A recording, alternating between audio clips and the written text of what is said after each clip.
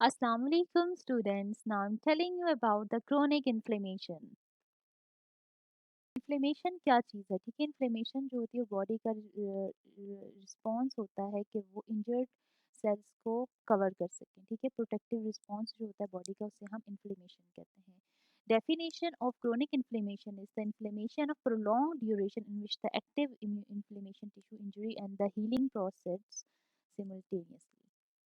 वो इन्फ्लेमेशन जो बहुत ही प्रोलॉन्ग ड्यूरेशन का होगा उसे हम क्रोनिक इन्फ्लेमेशन कहते हैं। कॉजेज क्या हैं? परसिस्टेंट इन्फेक्शंस, कि बार बार इन्फेक्शन हो जाना। For example treponema pallidum which is a causative organism of syphilis. Syphilis जो ऐसा ऑर्गेनिज्म होता है जिसमें बार बार इन्फेक्शन होता है। जिस चीज़ में बार बार इन्फेक्शन होगा तो उसमें क्रोनिक इन्फ्लेमेशन के चांसेस बहुत ज़्यादा हो जाते हैं। ठीक है, organism of low toxicity and evoke N immune reaction, delayed hyper sensitivity. अगर आपको बार बार हाइपर सेंसिटिविटी की शिकायत है, लाइक आपको बार बार जो है वो एलर्जी हो जाती है, तो आपको क्रोनिक इन्फ्लेमेशन के चांसेस बढ़ जाते हैं। Another cause is the prolong exposure to toxic agents. अगर आप बार बार टॉक्सिक एजेंट्स के साथ एक्सपोजर होगा आपका बार बार, फॉर एग्जांपल आप किसी लीड इंडस्ट्री में काम करते हैं, किसी सल्फर इंडस्ट्री में या किसी फ्यूमिंग इंडस्ट्रीज में, HCl की में, हाइड्रोक्लोरिक एसिड में या सल्फ्यूरिक एसिड की इंडस्ट्री में आप काम कर रहे हैं, तो आपका बार बार प्रोलॉन्ग एक्सपोजर हो रहा है टॉक्सिक एजेंट से, जिसकी वजह से इन्फ्लेमेशन के चांसेस बढ़ जाएंगे और आपको क्रोनिक इन्फ्लेमेशन होगी। Another cause is the autoimmune disease.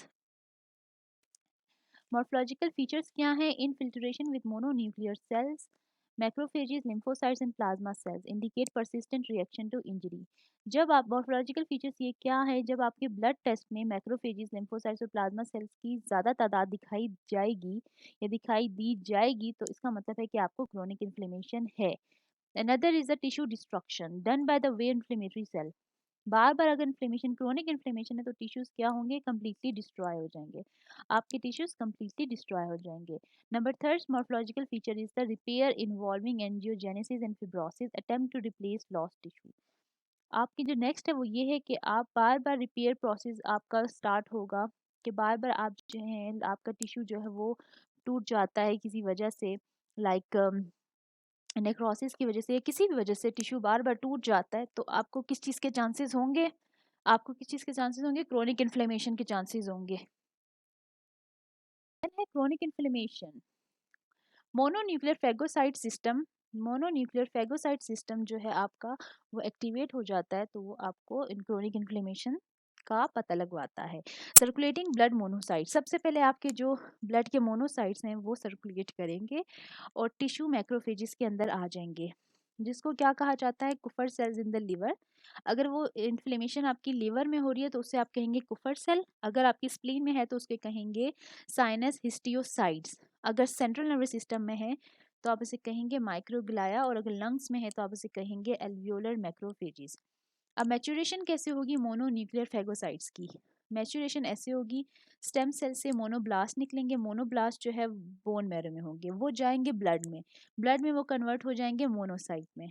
ठीक है, मोनोसाइट में ब्लड से वो जाएंगे टिश्यू में, और टिश्यू में वो कन्वर्ट हो जाएंगे मैक्रोफेजेस में, और फिर वो क्या करेंगे? ये अगर CNS में जाते हैं तो इसको माइक्रोग्लाया में जाएंगे और उसे इन्फेक्ट करेंगे। ठीक है, अगर लिवर में जाएंगे तो कुफर सेल में जाएंगे, अगर लंग्स में जाएंगे तो अल्वियोलर मैक्रोफेजेस में जाएंगे, और अगर बोन में जाएंगे तो ऑस्टियोक्लास्ट में जाएंगे, और फिर एक्टिवेट हो जाएगा आपका मैक्रोफेज। और अगर मैक्रोफेज सिस्टम जब एक्टिवेट होता है तो वो क्रोनिक इन्फ्लेमेशन के करवा देता है। Mechanism of macrophage accumulation of during chronic inflammation.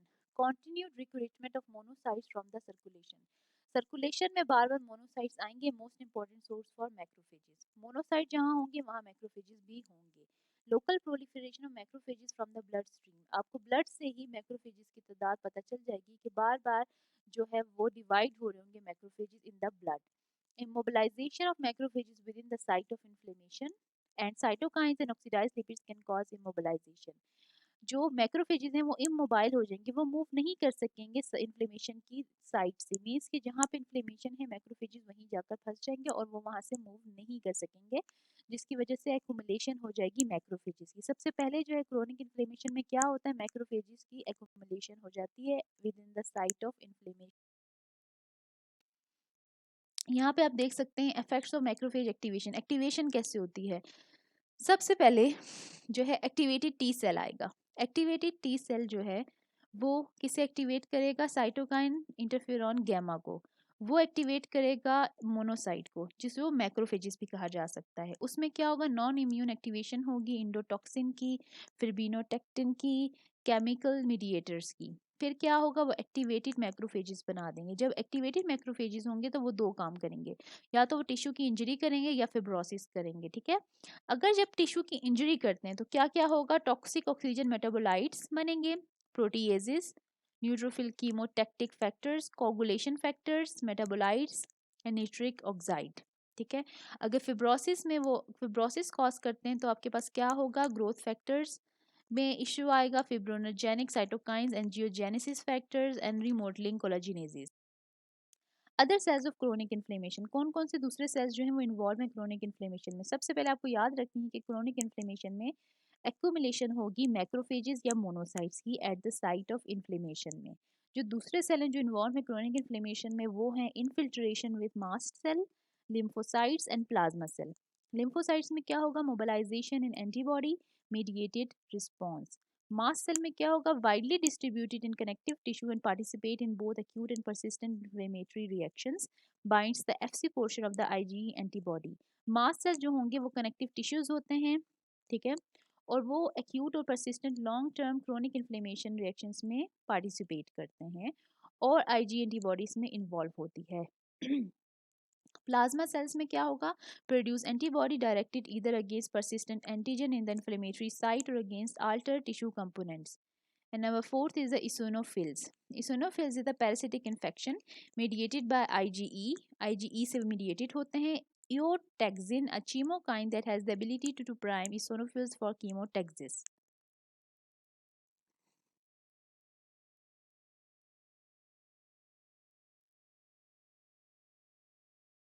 Then granulomatous inflammation होगी। It is a pattern of chronic inflammatory reaction in which the predominant cells are aggregations of macrophages having an enlarged squamous cell-like appearance called epithelioid macrophages। Then granuloma, nodular collection of epithelioid macrophages surrounded by a rim of lymphocytes। It is a focal area of granulomatous inflammation। In granulomatous inflammation होती है within the epithelial layer of the lymphocytes में। In an H&E stain can see epithelioid cells have pale granular cytoplasm with distinct boundaries and the gained cell are fused together with the epithelioid cell। Types of granulomatous inflammation है। सबसे पहली इसकी type है immune granuloma. Immune granulomas बनते हैं caused by insoluble particles that are capable of inducing a cell mediated immune response. ये किस वजह से होते हैं, इनसॉल्युबल पार्टिकल्स की वजह से। Macrophages are transformed into epithelioid cells and multi nucleate giant cells. Macrophages जो हैं वो कन्वर्ट हो जाते हैं एपिथेलॉइड सेल में और मल्टी न्यूक्लिएट गाइंट सेल में। एग्जाम्पल है इसकी बैक्टीरिया, ट्यूबरक्लोसिस में high incidence due to drug resistant strain. सबसे ज़्यादा ग्रेनुलोमेटस इन्फ्लेमेशन कहाँ होती है, किस चीज़ में होती है, किस ड्रग डिजीज से होती है, ट्यूबरक्लोसिस में होती है एंड लेप्रोसी में होती है। पैरासाइट्स की वजह से होती है जिसको हम कहते हैं शिस्टियोमियासिस, जिसकी तीन टाइप्स हैं। फंगस की वजह से होगी तो कहेंगे हिस्टोप्लाज्मोसिस एंड प्लास्टोमाइकोसिस। ये इम्यून ग्रेनुलोमास बनते हैं इसमें, और ये भी एक टाइप है granulomatous inflammation means chronic inflammation की। ग्रेनुलोमेटस इन्फ्लेमेशन की सेकंड टाइप है foreign body granulomas. Don't incite either an inflammatory और immune response. Epithelioid cells and giant cells are exposed to the surface and encompass the foreign body. The foreign body is usually found in the center of the granuloma. Examples are metal dust, berylliosis, and silicosis. Foreign body is a splinter and suture. Granulomatous inflammations are the sarcoidosis and the bad systemic disease. Probable autoimmune disease and etiogenic agent is unknown। जो है वो bad systemic disease है और autoimmune disease है। जो इसकी टियोलॉजी है, cause of the disease जो है वो अननोन है। लिम्फेटिक्स इन इन्फ्लेमेशन। लिम्फेटिक्स इन इन्फ्लेमेशन क्या होता है, सेकेंडरी लाइन ऑफ डिफेंस है। lymph flow is increased in inflammation and helps drain the edema fluid, lymphangitis and lymphadenditis। Third line of defence क्या है, organism gain access to the vascular circulation bacteremia। next line of defense is the phagocytic cells of the liver, spleen and bone marrow। heart walls, meninges, kidneys and joints are favorite sites of implantation for blood-borne organisms। Systemic effects of inflammation, infections, reactions to cytokines, acute phase response or the systemic inflammatory response syndrome, acute phase response consist of, acute phase response में क्या होता है, fever, elevation of body, body temperature जो है वो ज़्यादा हो जाता है, pyrogen stimulate prostaglandin synthesis in the vascular and perivascular cells of the hypothalamus, exogenous pyrogens and then endogenous. Fever में क्या होता है, जो आपके पास पीजीई होता है, वो जो होता है via neuro transmitter such a cyclic AMP reset the temperature set point at a higher level. Fever cause, fever induced heat shock proteins that enhance lymphocyte response to microbial antigen, which leads to the opsonins, helps in clearing of necrotic cell nuclei and microbial cell walls. Unlimited production of SAA secondary amyloid in chronic inflammation is caused. Acute phase of proteins इस तरह काम करके फिर लिकोसाइटोसिस हो जाता है. Common features of inflammatory reactions, bacteria infection, usually 15,000 और 2,000 sales पर माइक्रोलीटर.